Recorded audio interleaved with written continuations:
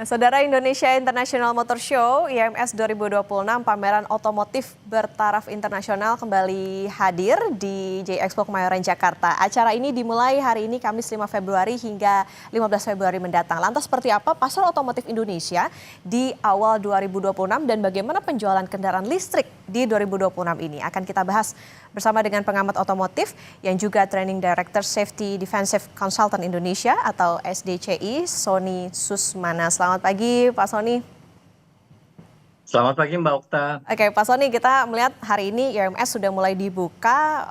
Gimana kontribusi IMS ini untuk mendongkrak pasar otomotif tentunya di awal tahun 2026 ini? Iya, khususnya otomotif ya, ini kan bagian dari teknologi, yaitu pondasi dari akselerasi pembentukan peradaban manusia. Jadi ini bagus sekali dengan adanya pameran otomotif ini. Jadi dari sisi saya diberikan pilihan bahwa banyak sekali merek-merek yang hadir di pameran tersebut, baik itu dari Amerika, Eropa, China, dan sebagainya. Dan di pameran ini juga menghadirkan bermacam-macam teknologi dan fitur dari kendaraan tersebut. Jadi masyarakat di sini diberikan banyak pilihan lah. Dibeli disesuaikan dengan kebutuhannya masing-masing. Jadi ini penting sekali, bagus sekali karena yang tadi saya bilang, pondasi dari akselerasi pembentukan peradaban manusia. Jadi setiap inovasi atau apapun yang timbul itu untuk memenuhi kebutuhan manusia, Mbak. Jadi bagaimana kita memperluas kemampuan, kemudian menghadapi tantangan di depan, karena masalah-masalah dari teknologi ini kan banyak ya. Ini sebuah proses yang harus kita hadapi dan kita sikapi. Dan ini PR dari pemerintah, yaitu salah satunya memberikan edukasi kepada masyarakat. Jadi teknologi ini kan semakin tinggi, semakin harus dioperasionalkan dengan teknologi yang canggih juga, ya kan? Operasionalnya bagus, kemudian fasilitas-fasilitas yang diberikan oleh negara, misalnya pajak, insentif, dan sebagainya sudah dilakukan. Kemudian perawatan juga dari pihak KTPM juga harus digencarkan, artinya ini bagian dari servis dari mereka. Kemudian infrastruktur juga nggak kalah penting, Mbak, karena banyak sekali charging station yang ada di daerah-daerah itu hanya sebagai pajangan. Ada fisiknya, tapi kadang-kadang tidak berfungsi.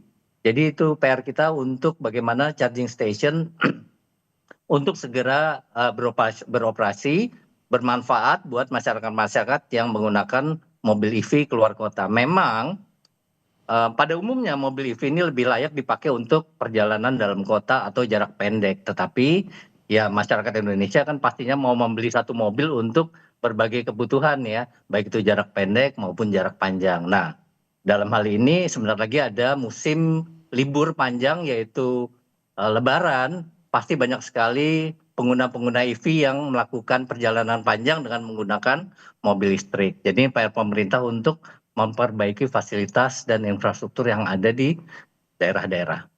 Oke, teknologinya Begitu, Mbak Okta. teknologinya makin beragam, makin maju. Kemudian juga tadi ada beragam insentif yang juga ditawarkan oleh pemerintah. Lantas kalau peta persaingannya mobil di Indonesia tahun 2026 kira-kira seperti apa nih Pak Sony?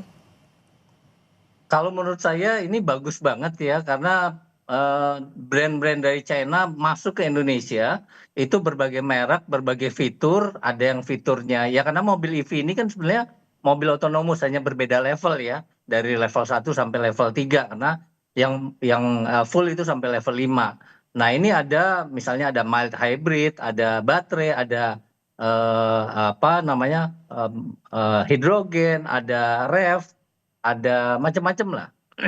Jadi kita beli mobil jangan ngikut kata tetangga misalnya, tetapi sesuaikan dengan kebutuhannya. Lihat dan dapatkan informasi dari memang orang yang ahlinya. Jadi tidak salah beli, kemudian nanti dipakainya tidak sesuai, akhirnya yang jelek adalah si kendaraannya. Padahal kita salah beli gitu misalnya. Jadi Oke. disesuaikan dengan kebutuhannya. Oke, sesuai dengan kebutuhan, jangan ikut kata tetangga, harus riset sendiri. Nah, Pak Sony, kalau tipe atau fitur mobil yang pas untuk konsumen Indonesia tuh yang seperti apa sih Pak? Apakah SUV atau sedan atau seperti apa? Kalau dilihat dari iklim di Indonesia kan memang sekarang lagi musim banjir ya, kemudian jalannya banyak yang rusak.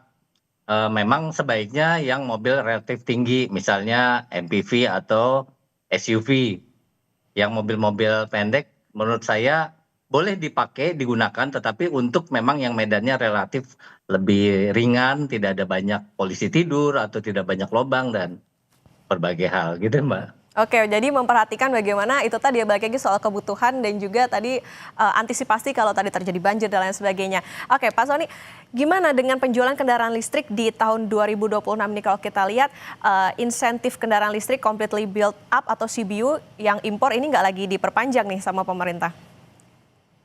Menurut saya sih pasti tahun 2026 penjualannya tetap bagus ya. Karena insentif ini kan bagian kecil dari peran pemerintah, tetapi kebutuhan masyarakat balik lagi eh, terhadap kendaraan EV ini penting sekali. Kenapa? Kita tahu bahwa udara di Jabodetabek khususnya ini udah sangat-sangat mengkhawatirkan. Udah polusinya tinggi. Jadi kalau masyarakat membeli mobil EV itu saya berterima kasih sekali. Kenapa? Ini salah satu yang menyumbang eh, eh, iklim atau polusi di udara ini lebih rendah di Jabodetabek. Salah satunya itu. Kemudian efisiensi kan di sini. Mobilnya lebih nyaman, lebih ramah lingkungan tadi, dan jangan lupa mobil EV ini kalau kita lihat di media sosial banyak sekali kecelakaan-kecelakaan tapi mobilnya tetap kokoh gitu, Mbak. Oke, nah Ini itu salah tadi satu pertimbangannya. salah satu pertimbangan untuk membeli mobil listrik. Oke, Pak Sony, itu tadi kalau mobil listrik. Kita bicara soal LCGC. Kayaknya LCGC ini kan juga jadi primadona lah untuk masyarakat untuk beli mobil. Nah, kalau di tahun 2025, Pak Sony melihat pasarnya seperti apa? Kemudian kalau di 2026 ini akankah meningkat atau seperti apa untuk masyarakat bisa beli LCGC? Pastinya akan jadi persaingan ya antara EV sama LCGC ya. Tapi menurut saya balik lagi kepada kebutuhan masyarakat. Jangan dihilangin LCGC-nya, itu bagian dari persaingan. Tetapi kalau melihat 2026 ini ya EV memang lebih lebih memikat di hati masyarakat lah.